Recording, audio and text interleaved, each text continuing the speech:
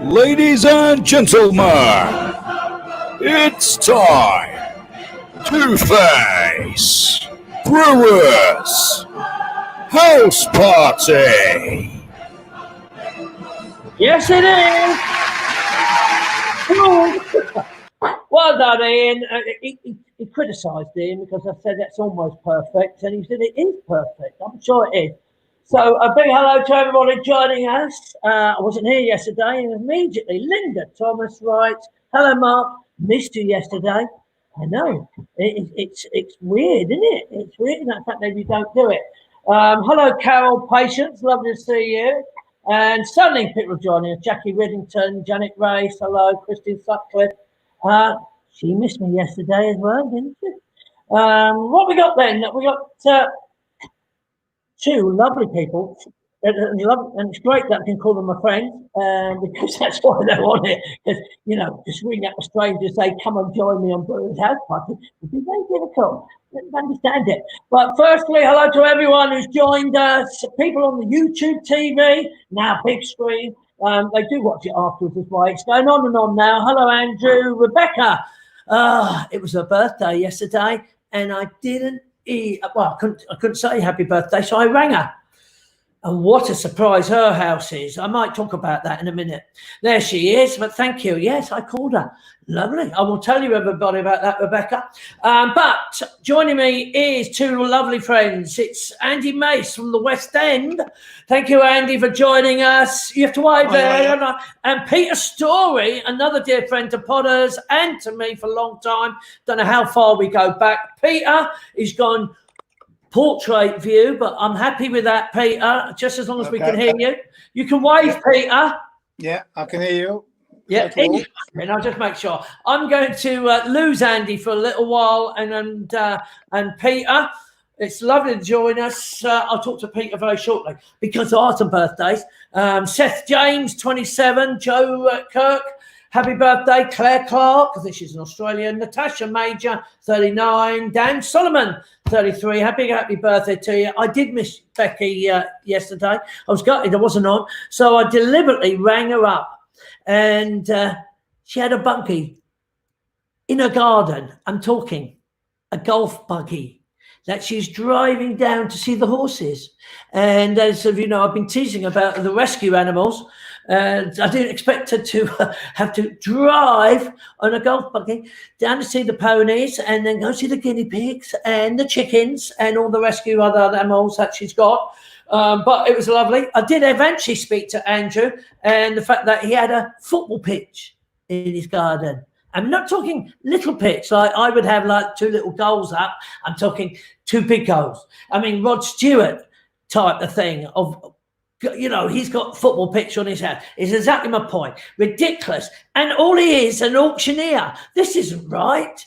I mean, if I knew that's all you had to be that wealthy, just like he auctioneer, houses, and he does one of the TV programs. I will talk to you about it when I'm going to get them on.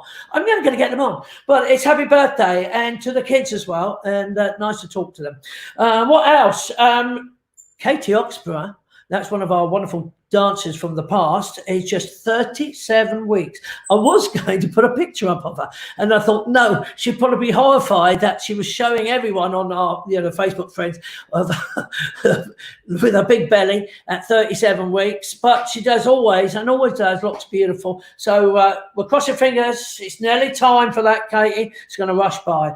And tomorrow we got Jill's birthday. Jill, again, old Potter's friends. A lot of people. Beth contacted me saying big happy birthday, and I would have done that anyway, Jill. It was on my list of things to do.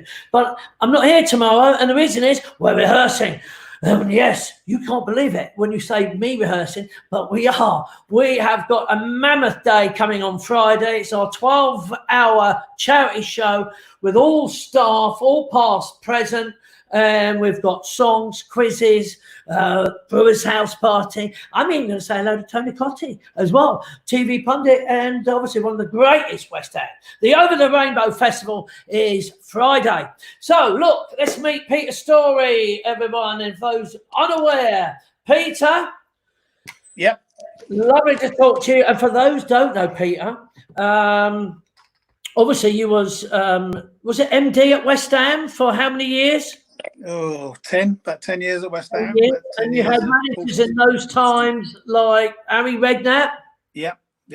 Worked with With Harry lots for of about Brewers. 20 odd years, 25 years in football, and obviously been looking after his affairs for the last couple of years since he's come out of the jungle. Yes, he came out of the jungle and didn't realise how busy he was going to be, and so you ended up taking that stress from Harry, who we love, of course, Peter. I mean, he's one of our great, and he's a very charitable man as well, very generous with his time, and he's tremendous. Peter, it wasn't just West Ham, of course. Portsmouth, where you had, again, that was with Harry, wasn't it? Yeah, for most of the time. He popped back and forth between Portsmouth and Southampton, which pleased everybody, I'm sure. Yeah, I think he was mainly there. He had death threats, didn't he, for that? From just a bit. I mean, to me personally, when I lived down south, and obviously if all the southern teams do well, that's good. That's good for the south. But unfortunately, the rivalry between Portsmouth and Southampton goes back to the docks apparently years and years ago, and it's quite strong. Well, it's the same as Norwich and Ipswich. They've got incredible hatred amongst them. But I think most of it's always good banter. But some people take it more seriously, don't they, Peter? Yeah, they do. Now, talking about serious, it's not just Portsmouth. You had a bit at Southend, and also. You shocked me. When was it last year when you came to Potters and you said to me, I'm going to Colombia. I went, these people will just shoot you if they get a bad result. Yeah, they do. They're very passionate crowds, to say the least. And is that now, obviously with football stopping, but had that stopped because of the lockdown, or had you finally finished with Colombia? No.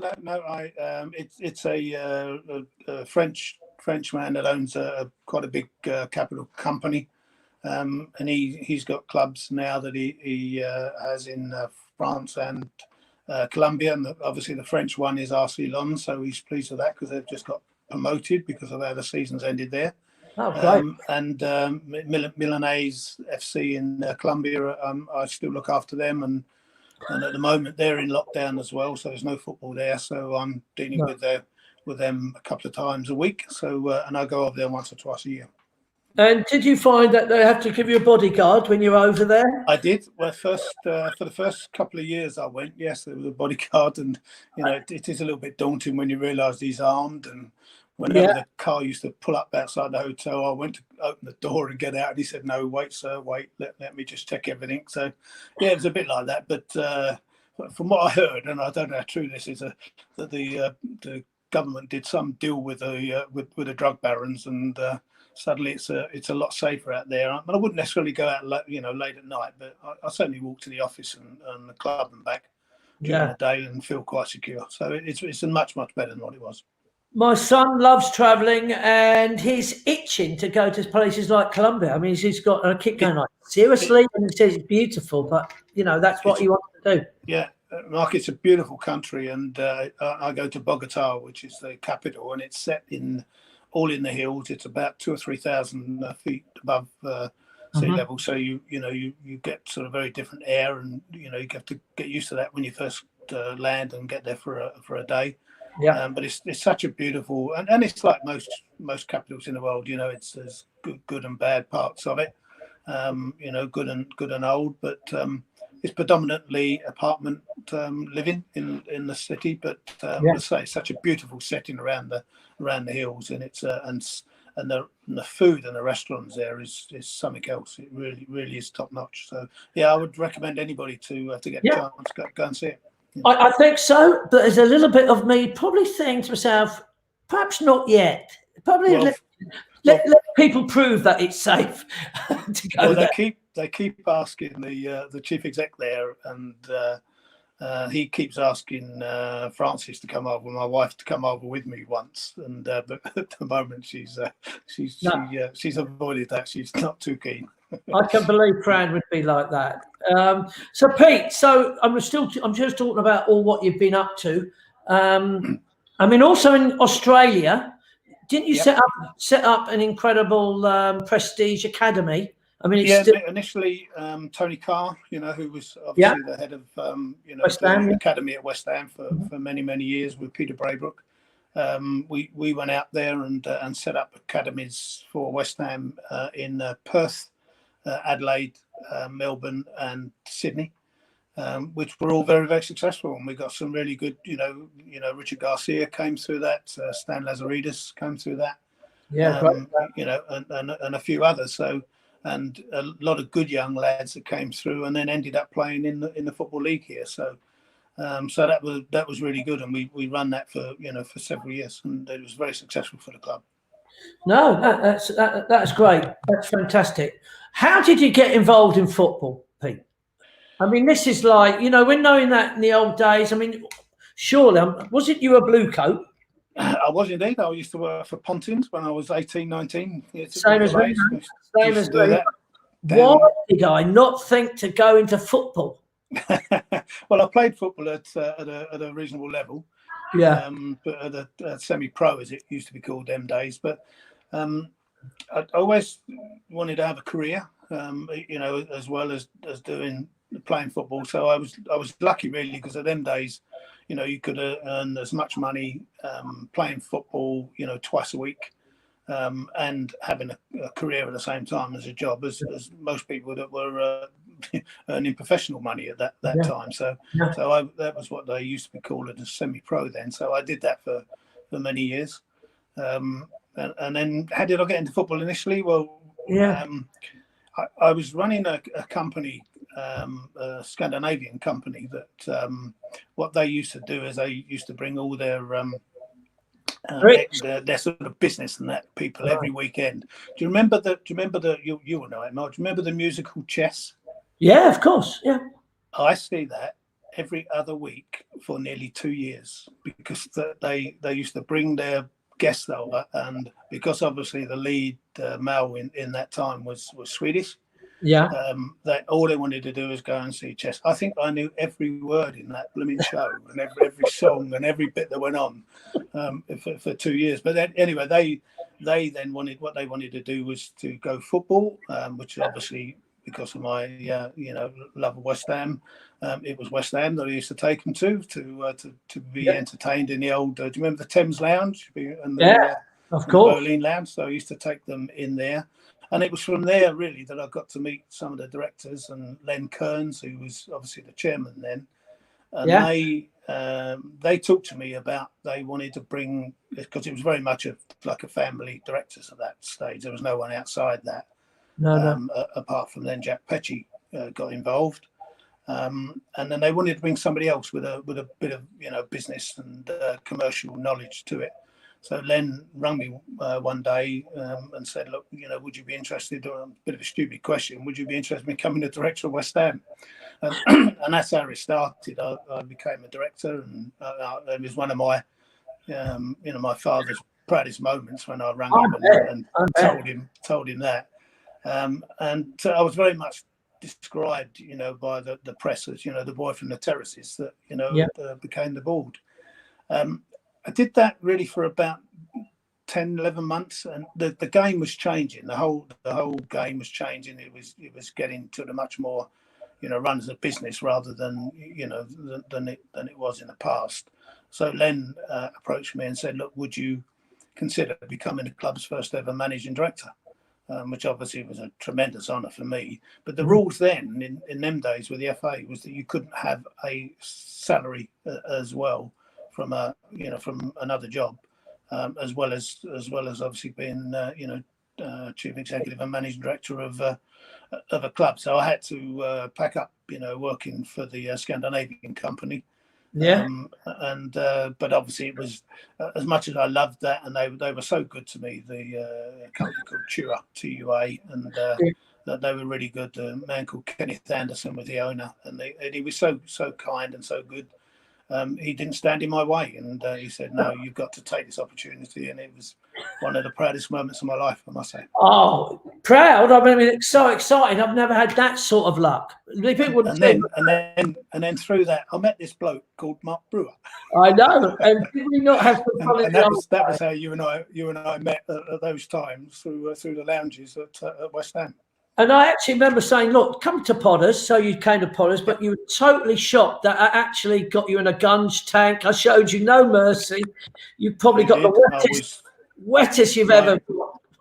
I know my grandkids loved the fact that you made me captain in the Titanic one day, and stupidly, I had light-coloured trousers on, and it absolutely stoked me. You know, I remember you dressed me up in all sorts of different outfits. I can't remember who I was once, but I had a pink outfit you had me in once. I remember. So yeah, no, all good fun though.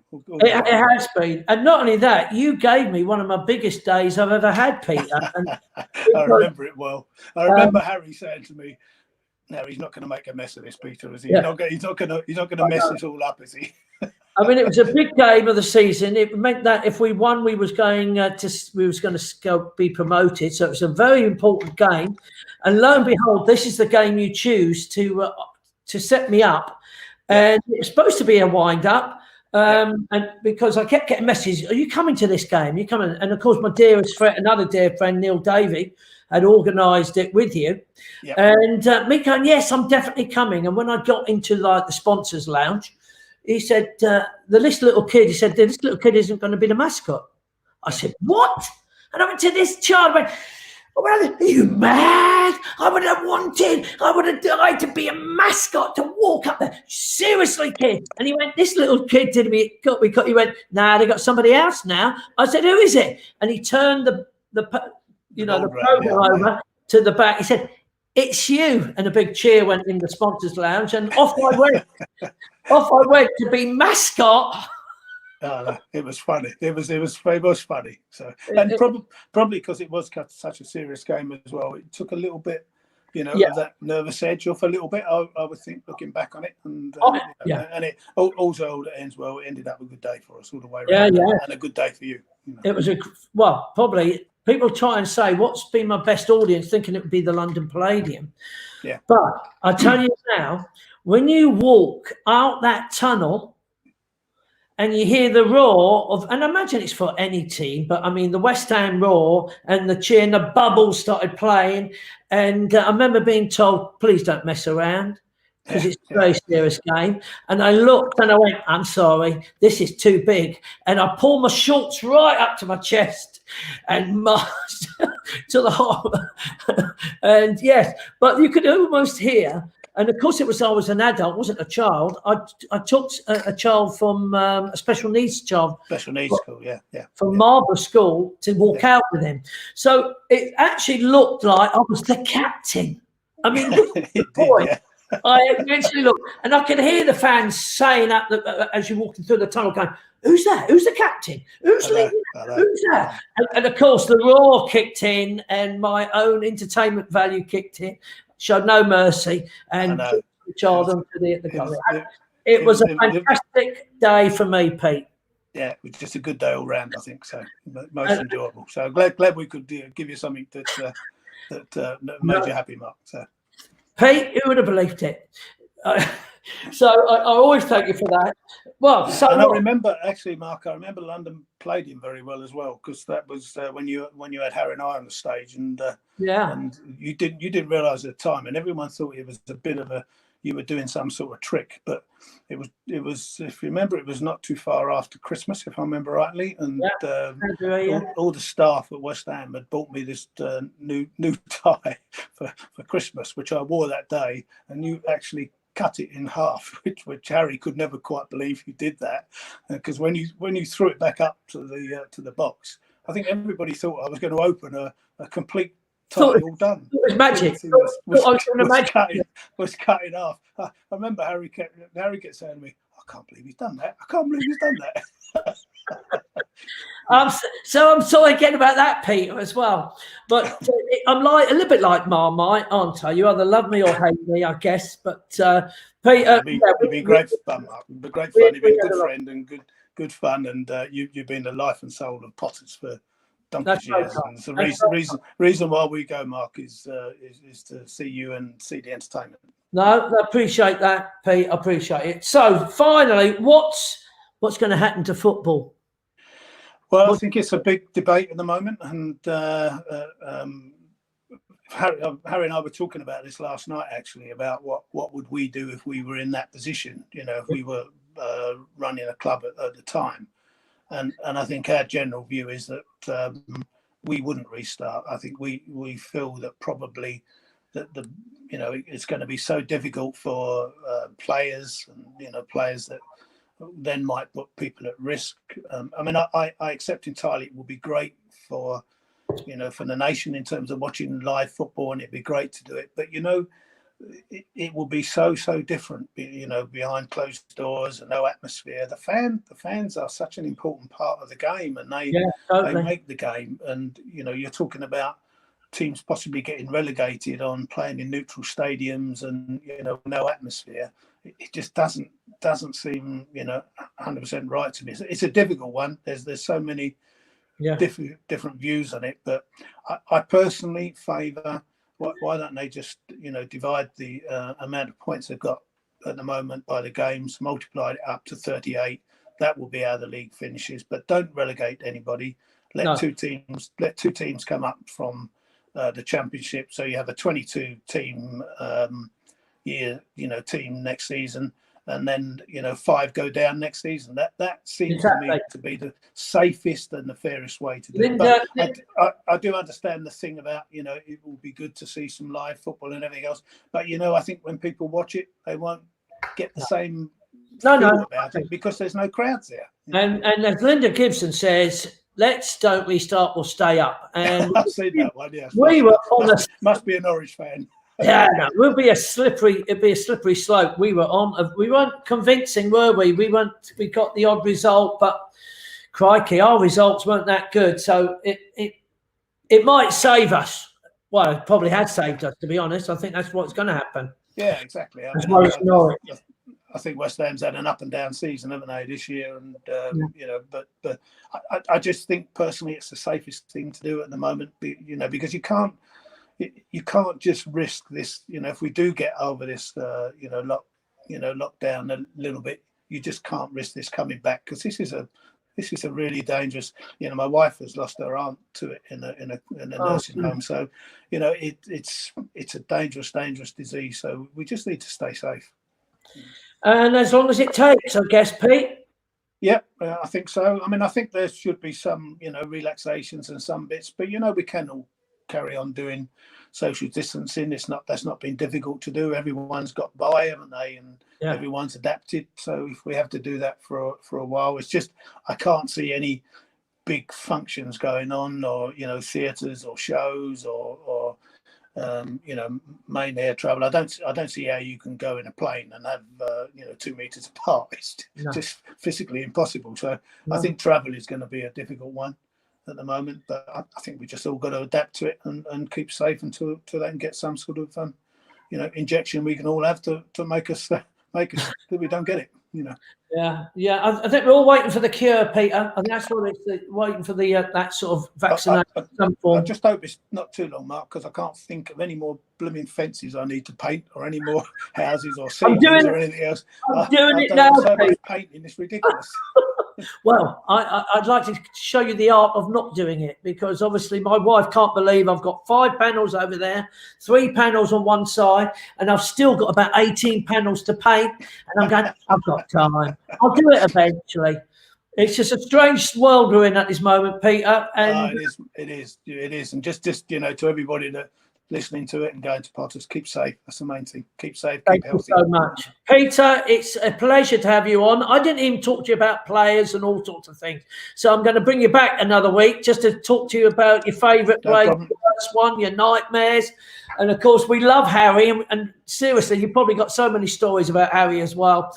So we're going to say thank you for coming. Thank you for joining us, Peter, and come back and join us again. My pleasure. Be safe, Pete. Love to Fran. I do love him. So, a lovely family. And Ian Wall will do it. Claire Gibson. Are we talking about my fencing? He's put everything else. Thank you, Janie Patricia Byrne, the face whatever you. Paula Ords. Why are we all saying that? do you know something? Why you start saying we love you? I always worry about something that I don't know, as if like it's happening. Christy, you was the only lady to actually be the iceberg. So I apologise. Not politically correct, of course, but it's never been my way, really, has it? I don't think so. Right. So with that in mind, we've said thank you to Peter, but one of the oldest friends. And he's been in every. God, I can't give you the list of shows this man has been in. He did 3 years with us as one of our wonderful entertainers. Had a fantastic voice. He might tell you how he got on board with us. But since that, I'll say a few. He'll probably tell me lots more. Martin Gare, Lion King, Rent, Miss Saigon, Wicked, and at this very moment, and it's not on yet, but Only Fools and Horses. Let's bring out the wonderful superstar that he is, Andy Mace. Hello. Hello, mate. How are you? Long time. I say long time no see. You came and stayed in the summer, didn't you? It was last October, wasn't it? We saw each other, Oh, I think. no, Yeah. Andy, you saw you in Rent. Oh, hello, Paula. Yeah, she was Thanks for great. that. No. She went running the other day, Andy, Paula, saying like you telling me to keep fit and go running, and she actually stumbled and broke her fibula. Oh no! Oh, poor thing. I'm not laughing, Paula, because obviously it hurt, but she was telling me off for not doing more fitness, and then it just shows you. Joe Allen's there, who's obviously Joe's married now, and saying he's so good. Now, what are we talking about? Hi, Joe. Thank you. Very kind of you. Thanks very much. So seriously, I not many people. I mean, obviously, when you ever come up to Paula's, I love telling the story that you sent me a letter implying that you stuck up WH Smith's. I remember thinking you sing for the Kent Opera. Is that right? Yeah, that's me. I was in the Maidstone, Gilbert and Sullivan Society. So I didn't respond, did I? No. It's quite a short letter I wrote to you on the suggestion of a lady that had hosted a karaoke night in Maidstone. And she said, you should do this for a living. I was like, well, thanks very much, but I have no idea how. And she said, well, we go to this place called Potter's every year, and there's a chap there called Mark Brewer. He's always looking for new singers. Why don't you send him a letter? So I did that, and you ignored it. So so I sent you another one. So it was the second letter. Now you got to understand. Yeah. I mean, it was the fact that we get hundreds and hundreds, as you might obviously be aware that we get lots of people. Of course. And of course, you telling me that you was in the opera, the Gilbert and Sullivan, and I was thinking, so perhaps I didn't really respond in the way, but your second letter really amused me because it was saying and it was just a straight sort of like, well, you could at least responded. Yeah. You could at least have said why, not why. And so I rang you up, didn't I? Yeah, you did. You did. That really surprised me. I said, who's this? It's Mark Brewer here from Potter's. I'm like, oh, hello. Did you get my letter then? You was probably thinking I was never going to contact you, so I'll just send this letter and I'll give him a dig, and then suddenly you've had a dig at someone, and he's actually ringing you up. So yeah, and that's the lesson in persistence, isn't it? You know what? If you don't succeed first time, have another go. And of course, then I sort of said to you, look, Andy, we do weekends. Why don't you come for a weekend? You don't know us. You don't know what Potter's is like. You've got to see if it's suitable. And I said, well, we'll get you up and sing either a talent show, like a lunchtime special, or even something. And I think it was the lunchtime special, wasn't it? I think the last. Think it was. I think it was. Just to hear you. You gave me a kind of an audition, didn't you, in the old cabaret bar first? You sang a couple of songs. And then you said, let's get you up in a talent show. And that's what happened, I think, that following afternoon. Yeah. And I forget what I sang, but I think it was Maria. I was going to say, it was Maria. In my head, I was like, wow, this guy's got a fantastic voice. And lo and behold, you. I did invite you eventually to come and join us. You couldn't do it straight away. Yeah. But it was a straight in.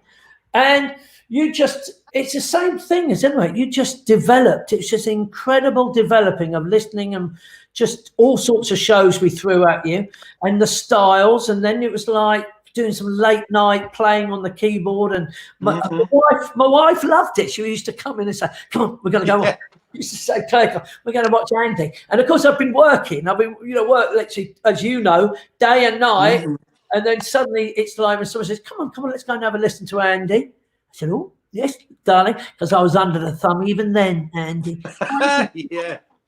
But, I mean, probably out of all your memories, you've got to understand, we put you through some Brahmses of things we did to you. Do you ever remember the Space Show?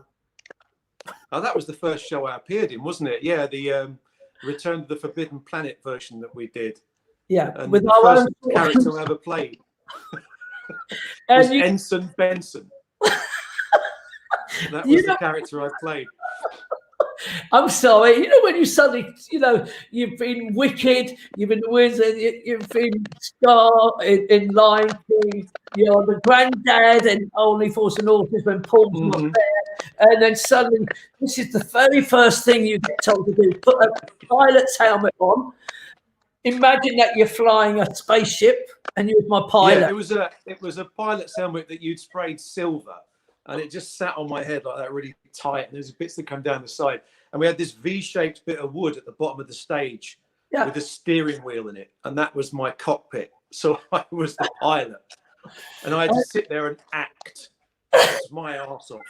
Excuse my friend, all the way through the show, despite what was going on behind me, which was just brilliant.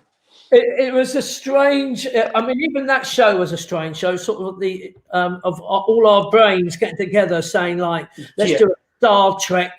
Come, I was Ariel, the robot. I mean, it just none of it made any sense of it at all. But that's right. No, Graham Adams was Mr. Schmuck, wasn't he? Remember that? Schmuck. Mr. Schmuck. Busby was Lieutenant. That's right. Yeah. Yeah. And I remember the one thing we used all the cheesy lines by just linking a song. So you're in love, Private Benson? Yes. To a young girl? Yes. Get out Funny of you should mention that. Yeah. Oh, Mary's got it on film. Look. Mary Roberts, I bet you have. Paul Boyce is saying the Fools and Horses, awesome, man. Hello, Paul. So, I mean, I missed a few off that list, didn't I, when I said how many shows you've been in? Because you left us, and we were very proud that you've got to understand, it was great to see you blossom for 3 years, and it was always encouragement. We always sort of said, you've got to do it, Andy. Mate, I learned, and I always say this to people, even now, that ask me, did you train? And I say, well, not formally, but for 3 years I learned on the job. And I think for me that was the best training I could possibly have had, because I've never been a real classroom learner when it comes to drama and performing. I think the best way you can learn is just by getting up on stage and having a go. And I learned so much in those 3 years with you and the team around us. And you, as you say, quite rightly, gave me so much encouragement and so much confidence in myself. And it was you that actually, after the 3 years that I'd done at Potters, put me in a talent show with Ruben and Rachel. Yeah. And we got through to the final, didn't we? And flew out to Malta. Yeah. For the final, which was, what was that about? Malta. Why was it in Malta? But anyway, we flew out to Malta and did this talent show. And I think I came third, but Ruben and Rachel both won their respective sections. So I was like this. Great. Thanks. Yeah, thanks for doing that. One of the judges was Trevor Jackson. Yeah. And Trevor at the time, and for the following, I think, 15, 20 years, was the casting director for Cameron McIntosh, who you probably heard of as the producer of Les Mis and Saigon and Martin Guerre and Phantom and all these shows, and Hamilton now, of course. Yeah. And he came up to me at the dinner after this competition and said, look, I know you didn't win, but you're of an age that I can employ you in a West End show. Do you want to be in a West End show? And of course, when you get asked a question like that, it's like you just talking to Peter then. Peter saying, do you want to be, the guy saying to Peter, do you want to be managing director of West Ham? It's like your dreams all come true at once. And you're like, yeah, okay. Yeah. so I got back to London, had a few auditions, and eventually got offered Martin Guerre, which was my first show in the West End. And sadly, had to leave Potters, but you know, and it was sadly because I built a life there, and I had a Potters family, if you want to call it that, around me, who I treated like my family, and it was just great. But you got to go onwards and upwards sometimes, haven't you? And that was some upwards curve, because we all came to see you, as we would. We always we all come to see you.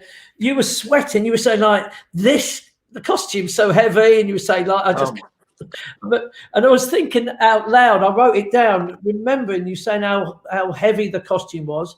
And in all the years of your shows, was that your heaviest, or would you say no? That's nothing compared to. No, nowhere near. No, that costume I was talking about was the costume I was wearing playing a character called Guillaume in Martin Guerre, who was basically the bad guy. If ever you saw the film of what's it called, Summersby, I think, the Richard Gere film. The bad guy in that was the character I was playing. But it had lots of leather and tightly strapped sort of stuff around my middle, and it made it difficult to move easily, and I had boots with metal heels, so I kept slipping over. But no, that was nowhere near the heaviest. The heaviest costume I ever wore was by a long way was Pumbaa in Lion King. Oh wow! Because that's a puppet that weighs close to 3 stone, which you could lift quite comfortably with your arms, but if you're wearing it for an hour and a half, and it's resting on your shoulders with metal straps, you soon feel it, and it's fun but painful. Well, I imagine it. Maureen has just said the 3 tenors, Andy, that you. Oh, thanks, Maureen. That was great fun. So with that in mind, Only Fools and Horses, I would say, again, we loved that. I as soon as I heard that you was taking Paul Whitehouse's role. Yeah. And I think the first time you said, I'm playing it, I said, yeah, I'm coming to watch. And we did. And it was like, well, just pure, again, Andy, you don't forget how far you've traveled. Your acting was fantastic. Your granddad was so believable. And it was almost like, wow, it was again, another wonderful emotional moment of watching someone develop into, what you have done. And I'm proud of you. Well, bless you, mate. And I'm proud that I actually was, wise enough to spend 3 years with you at Potters as well, because I always tell people if it wasn't for Mark Brewer, I might not even be in a West End show. And I've been in West End shows for 23 years now. And no, honestly, you can laugh, but it means a lot to me that you gave me all that encouragement at the start of my career, which I wouldn't have necessarily had from anywhere else. A lot of drama schools, for instance, that people go to, they come out after 3 years with no confidence because the drama school have broken them down and said, you're not going to amount to anything, in the hope that they will fight back and say, you know what, yes, I will. But with you, it was nothing but encouragement and try this, do something new. Yeah. And I developed so many skills, the singing, the little bit of dancing even, which I don't rate myself as a dancer, I never have.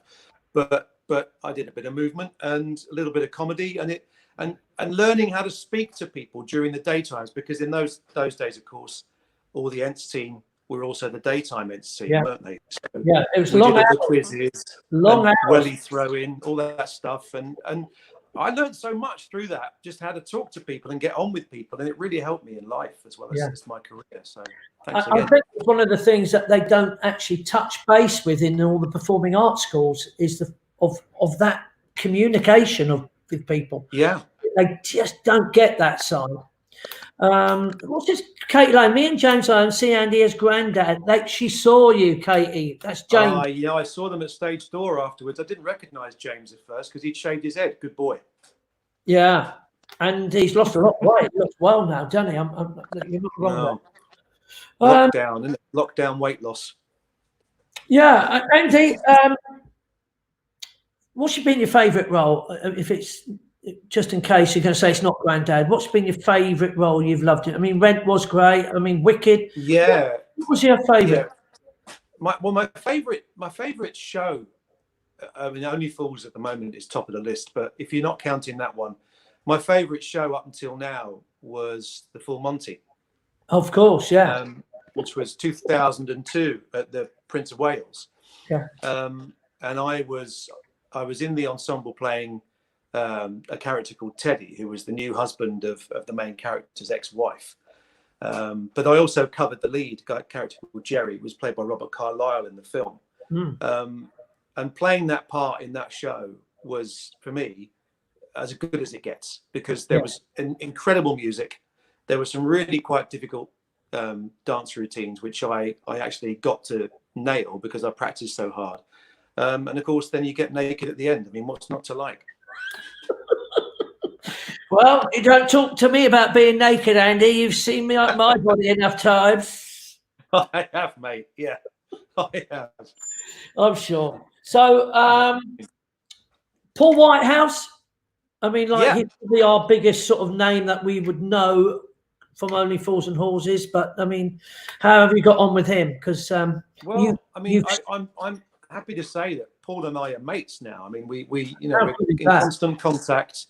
Even during this lockdown, he's been texting me, and we've been talking on the phone a couple of times. And we're planning a gig just the two of us. We're doing this middle of the road gig because Paul's a singer as well as an actor. Yeah. And he can play a bit of guitar too. And he's always fancied doing a gig. And he said to me one day, he said, "Mate, do you want to do a little gig? You know, do a little gig with me?" It's like, yeah, okay, yeah. So we're going to do this thing. I don't know when, because who knows when we'll be able to do it. We might have to do it online, but you know, if the lockdown's lifted to a degree where I can go around to his house, for instance, we could do it from Paul's house in London. And he wants to call it middle of the road in the middle of the day. So it'll be a 12 noon start.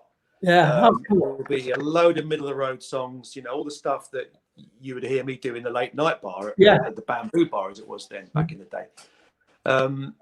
And it'd just be an hour and a half of just nice songs that everyone knows and a bit of fun. But because of course Paul is so well known in the showbiz world, he knows just about everybody, and we've had loads of people come and see the show since we opened.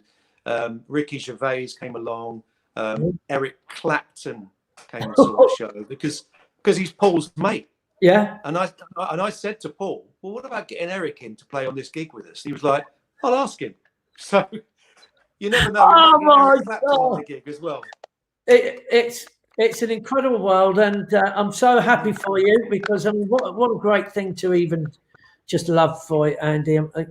Thanks, so I didn't want to say that. Obviously, Gabby and Alfie, we love you. Bring them over and stay at my house when we can't get you. And how are they? Are they okay? Coping? Yeah, they're good. We're actually sharing their time between us and their mum at the moment. Yes. Lockdown, we can do it, and it's great to see more of them. So, you know, obviously on the school days, we're making sure they do a little bit of learning and reading and writing and all that sort of stuff. But then they're having fun here with us as well. So it's great to see them. And Alfie's 12 on Friday. Yeah, and he loves his dancing. His dancing's great. You know, he's a talented boy. He can sing, he can dance. I know. And he's got the most amazing face. He can pull the most amazing expressions as well. Yeah. So I see a very dark future for Alfie as an actor. I believe that. And Gabby's just a genius at a young age. She's a genius. She's astonishing. Yeah, she's very, very clever. And hi, Sky. She's very clever. She's a great artist. She's a great designer. She knows what she's doing with all kinds of art stuff. So crafts, arts, you name it, she can do it. I'm an environmentalist. And she's an environmentalist, exactly. Of course, we call her. We're going to be one of those, haven't we? So, Andy, just before you go, I don't you know it. We've been running. Are You Smarter Than Claire Gibson game? Oh God. Okay. Right. And the reason why we're having you in, Andy, because at this moment, Jeff the Poet is leading with 8 correct answers. Oh, no pressure. No, and the reason that, again is about it. It's the old school format of Are You Smarter Than a 10-year-old? And then because Amber was so poor, wasn't it? Amber Hardy was so bad. She volunteered to come. She got 4 out of 10.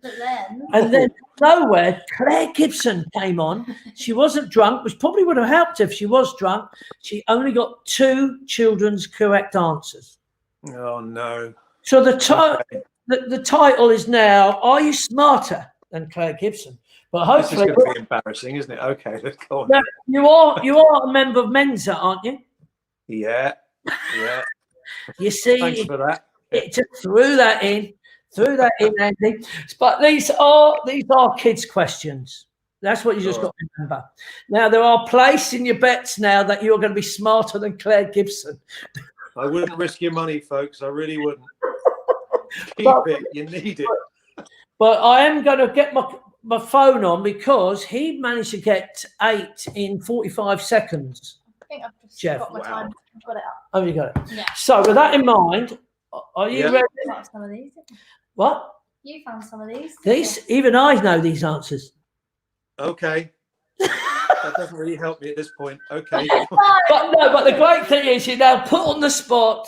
You're like, we told you, built you up into your genius, and now suddenly you've got to get more than 8. No pressure, Andy. All right, bring it on. 2. Christine Sutcliffe reckons you're going to get 7 or 8 answers correct. I want Bless you, Christine. I want you to get all 10, Andy, because I want to get Jeff. No. I mean, he's being cocky about it to me. That he's clever than everyone so far. Colin Reynolds did, but he had a blank screen, so we think he was just Googling the answers on the. Yeah, I wouldn't get your hopes up. No, don't let me down, Andy. This is why you're here, mate. My best. Good luck, Andy. Okay. Die. Who is Dolly Parton's goddaughter that sings Wrecking Ball? God, I've no idea. Emmylou Harris. Good start, Andy. Go. What is the capital of Nigeria? And Lagos. Yes. That's the former, but it's Yes. fine. Yeah. Spell embarrass. EMBARRASSED. Yes. Yes. Who had a friend called Scoop, a yellow digger or loader? A yellow digger. It's an obvious one. Thomas the Tank Engine. No, what he don't build things, does he? Can you fix it? Oh, Bob the Builder. Too late, Andy. You've got 2. Come on. Arguably Britain's greatest sportsman, who is the 11-time world champion and 6-time Olympic gold medalist for cycling. Bradley Wiggins. No, the other one. Chris Hoy. Yes. What is the largest lake in England? Lake Erie. No, in America. No, in England. In America. Oh, You're falling apart, Andy. What is it? Windermere. Yes, it is. To relieve their upset stomachs, as a remedy, the ancient Egyptians chewed what? Kids know this, Andy. Kids. No idea. What did they chew? Ancient Egypt. What would they Tobacco? chew? No. Mint leaves. What's Mint 9 leaves. times Okay. 6? Question 8. What's that? 9 times 6. 6 9's 45. No. 54. Oh No. my God. It's fine. You got it. It's the pressure. What team plays at the Vitality Stadium? Bournemouth. Yes. Lyric from a children's song. Who frolicked in the ocean mist in a land called Honolulu? Puff the Magic Dragon. Yes. Yeah. I knew you'd know that one. Okay, that's it. Andy, how did you get right? Let's work it out. Rubbish. No, you're not. But you beat Claire Gibson. Well, thank goodness for that.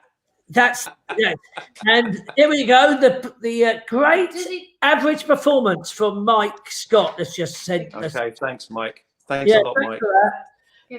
He's But got you 6 got now. 6. That's embarrassing, isn't it? That's Yeah. good. That's a good average and mediocre. It's I'll take mediocre. Thanks for that. Yeah. well, it's Well, just in my aim. Above average. it's the shock when somebody throws kids questions at you, doesn't it? It's- Yeah, no, I don't. You know that probably Alfie, I wouldn't know. even Gabby would know Bob the Builder, and you're going, I don't know. Just to update number 2, No. you put Lagos as well, but Yeah. I actually looked that up and Abuja. Lagos is the former capital of Nigeria. But that was I think we can still take Lagos, can't we? I took it because I wrote Lagos. I There thought you it go. was. I mean Who am I? Who am I to know? But the great one was you said Lake Erie, Andy. Oh my God! You're going to It's the watch pressure. that. You're That's going to what watch people that. say on Radio 2 in the mornings on Popmaster. They say at home I get 30 points. On Yeah. the radio, 10. I don't know. Was there anything you Yeah, didn't thanks get? for that. Miley Cyrus. Wrecking Ball. 6 9s are 45. Yeah, thanks for that, Mike. Yeah, cheers. And Miley Cyrus. Is that Miley Cyrus? Is it? It's not something that you would listen to, would it? Wrecking Ball. Not really. Miley Cyrus. Dolly Parton's goddaughter. Okay. Andy, some people would say that's cruel. Sky, thank you. No, it's all good. Andy, thanks so much coming on. It is one of it. And I won't worry about that, Andy. I'm happy for you. When do you think you're going to get back to work then, mate? What's the news? What do you think? Well, the theatre's taking bookings for November. Yeah. So they know pretty much 99% that we're going to be back open by November. Now, I think that's a backstop, if you want to call it that. Yeah. I think that during the next 2 or 3 months, the lockdown is going to be more and more gradually eased. And I think come middle of September, I think optimistically we can expect to be back in theatres. There may be a restriction on crowd sizes. Yeah. But I think it'll be September myself, but I don't know, No. Who knows? It's a moving target, isn't it? As I said to you on the phone a few weeks ago. And I'm still hoping that we're going to be open for summer. I mean, it's just what we hope to be. I mean, what exciting. It only needs some person to go, look, you should just eat mint leaves and you'll get cured. I mean, you just don't know, Andy. It could be as simple. You don't know. That. It could happen anytime. Mint leaves.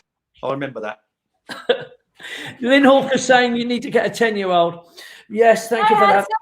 Hello, Claire. All right, love. All right, how are you? Yeah, very well, thank you. Nice to see you growing the beard, have we? The lockdown beard, you've got to do it, haven't you? Yeah. Well, I've done it like 45 years lockdown, if that's okay. Andy, I'm going to say goodbye to you. We're going to say goodbye to everybody, but thank you for joining us. It's been a lot of fun, and we cross the fingers. Hope it opens soon. And I'd love to see. Show. I'd love to see Paul Whitehouse and you get together, even if it was Eric Clapton. Well, even with Eric, yeah, I know.